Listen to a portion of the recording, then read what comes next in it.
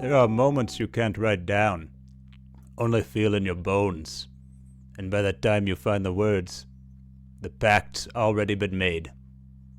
I'm Anthony Caruthers, and this is Cities in the Sky.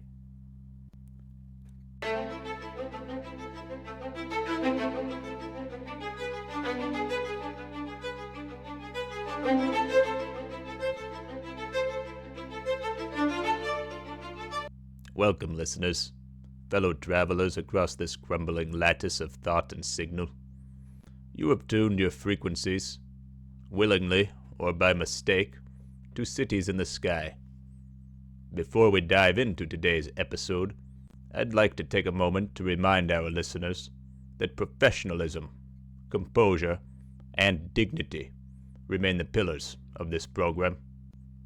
Which brings us, inevitably, to Gabe. You seem unusually perky today. Did the commissary finally restock your preferred flavor of meat spread? Guess who came by my trailer the other day, Anthony?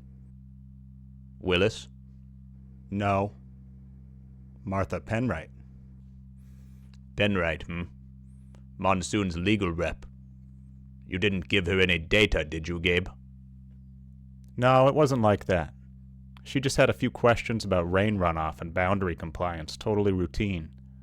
But also, I think she kind of wanted an excuse to see me. I think she likes me. No, she doesn't. She came by in person, Anthony, and she had on perfume. She probably put the perfume on as a preventative measure, to shield herself from the cacophony of scents in your trailer. Well, we had a vibe going, until Willis ruined it. We were talking over some tea, and I was pointing something out to her, and who do I see staring at us? Willis, just sitting there, in his trailer, blinds half open like a statue. She noticed. The vibe got awkward. Of course it got awkward, Gabe. You invited a compliance agent into your moldy trailer filled with expired stew units, and were being surveilled by your neighbor, like some kind of Cold War chess match. Tell me, Gabe, how exactly do you define a vibe? I don't know. Eye contact? Light professional flirtation? I was bringing some Riz, Anthony. Riz, What is that, a cheese? It means charisma, like game, charm. And I have it. Gabe, you have no Riz. You are completely devoid of Riz. What you have are delusions of your own capabilities and how others perceive you. That's not true, Anthony. I can be pretty smooth. If I wanted to be a spy, I could be. I'm observant. I'm good at lying. Please. You'd be honey-potted in an Applebee's before the appetizer hit the table, Gabe. The first woman to buy you an endless margarita would walk out with your social security number and a list of passwords. Yeah, you're probably right. Penwright isn't interested in you, Gabe. She's interested in zoning reports, thermal runoff, and who's been talking to Monsoon. She's an emissary, not your dance partner. Still, I don't think she's a spy. Yes, that's why you'd make a terrible one. You lack paranoia. Uh-oh. You know what that means, Gabe. The hell's going on? Segment wheel. What wheel? On the television screen. Okay. Alright. Alright. Step right up, Gabe. Spin the segment wheel. Determine your segment for the day. There you go. Don't be afraid. Alright. I don't like any of these categories, Anthony. Go ahead, Gabe. Give her a spin. It's touch screen. There you go. Alright. Spin it.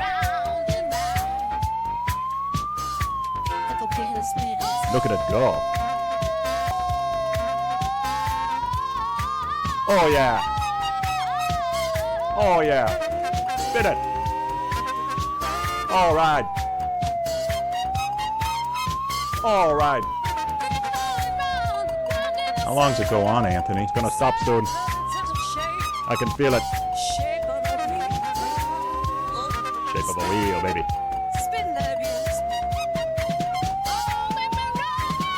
Oh, it stopped. Great. Now what? I'm going to transmorgify inside of you. Please, have a seat and we'll begin. Anthony, that sounds invasive. It's mostly painless. And it's for the podcast. Okay, what do I do? Push F5.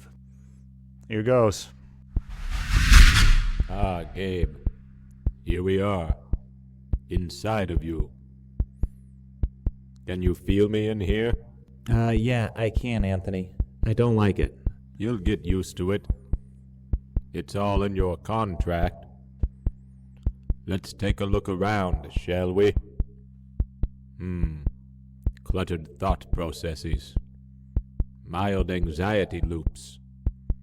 A half-finished apology email from 3 years ago.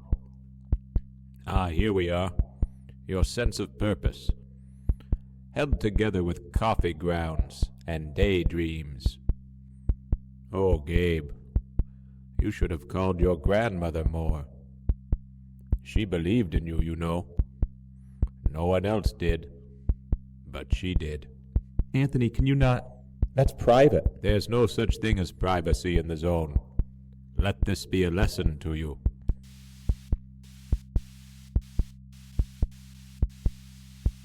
Now what are you doing? Cognitive housekeeping. Your mind is very cluttered.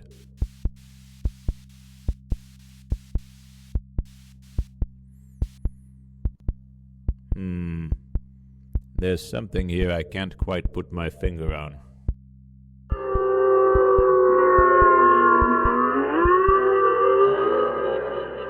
Maybe next time.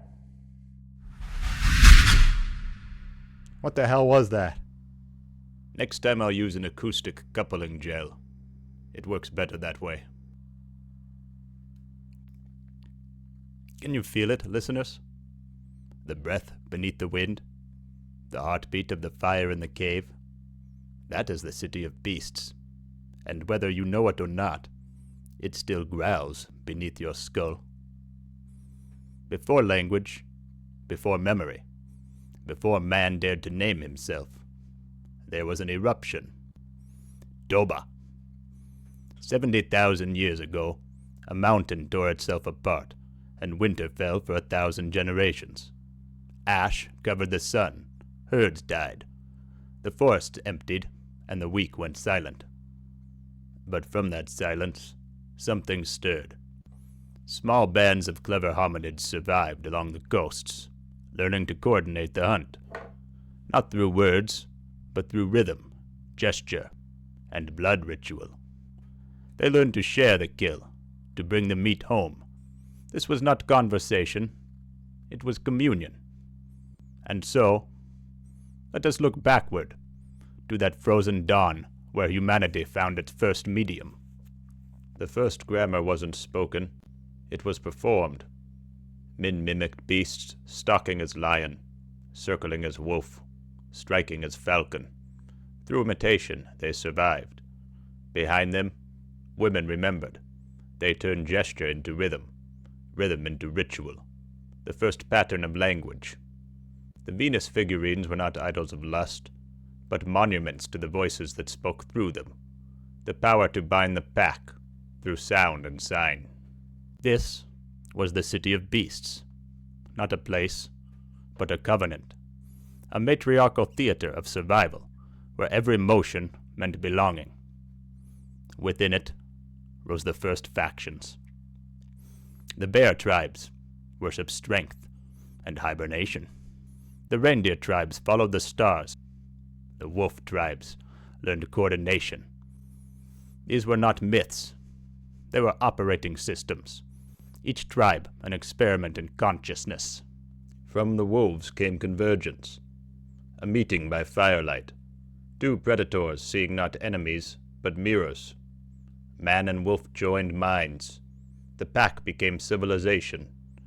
Each new city translates the last, but the first translation was between species. But every city carries its flaw. Consciousness swelled until it hurt to contain it. Some tried to let it out, drilling holes into their skulls, trepanating the spirit to release the noise of thought. The arms race of mimicry became mastery. Hunters outpaced their models, and the great herds fell silent. In conquering the beasts, man unbalanced the world. The warmth withdrew, and ice answered. In that frozen hush, men who once mimicked beasts began to mimic gods. They took the chants once sung to birth and bound them into law. The sacred became syntax, and thus the City of Beasts began to die. We were not built for awareness. We adapted to it through suffering. The City of Beasts was the womb of consciousness, but every birth leaves blood behind. It fell to the builders, to the tomb makers, to the scribes.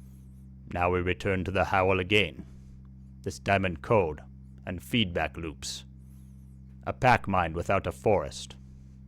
Consciousness is not progress. It is recursion. Each new medium reawakens the cave. Each collapse returns us to the firelight. And there, in that trembling glow, we still practice the first art, pretending to be something we are not, until the pretending becomes real. Remember, listeners, every civilization begins with an imitation.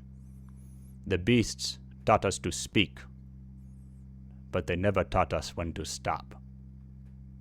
And so, man followed the beast, and the beast followed the scent of blood. Anthony? What? There's a bird keeps flying by. A bird? So what? There's 100 birds out there every day. Yeah, but this one looks really aggressive. That's no ordinary bird, Gabe. That's Admiral Gaylord Finch. Gaylord? Yes. And you better not say anything either. He'll f*** you up. All right, copy that. Should I activate the outdoor speaker? No need. He's got a module.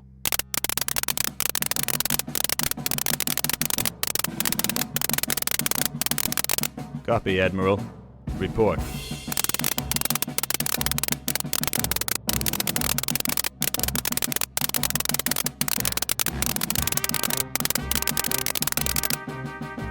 Projected coordinates.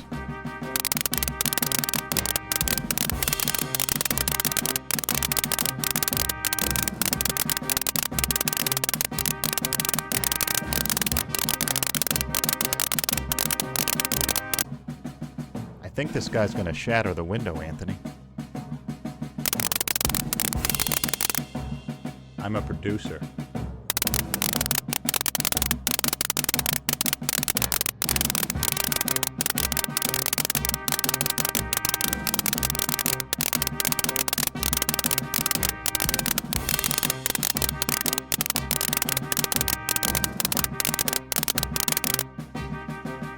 All right. Sorry, man. I'm sorry. Jeez, take it easy.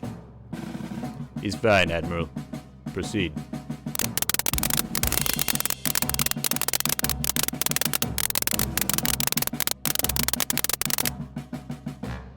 goat herds?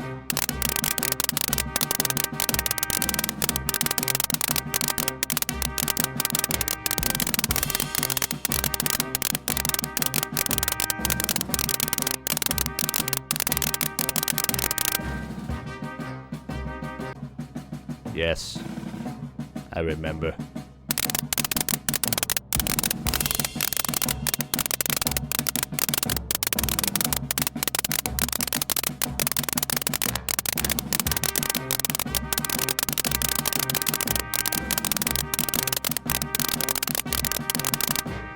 We're not declaring war based on synchronized goat patterns. You've been running hot, Finch. You always do before a storm.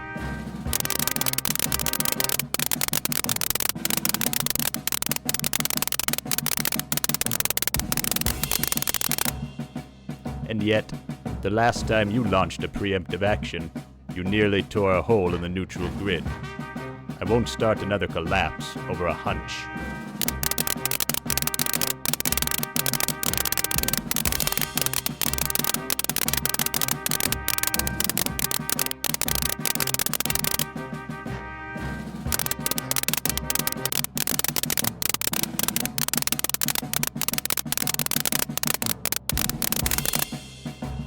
You'll turn this cabin into a command center.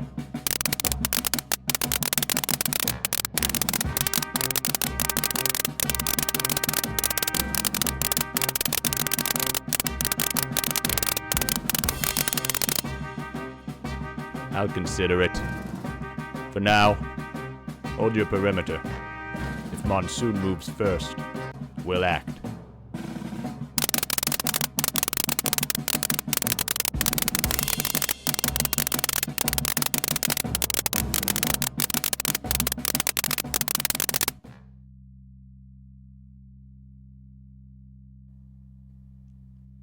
That was a woodpecker. That was an Admiral. Twice decorated. You think he's right? About Monsoon? He's right about something. Finch always is. The problem is, he's usually right too soon. So what do we do? We wait. We listen. And if the fog starts humming, we dig in. Well, listeners, once again, we've been interrupted. Our skies remain uncertain, and our allies high-strung. Thank you for tuning in, and until next time, try not to eat one another.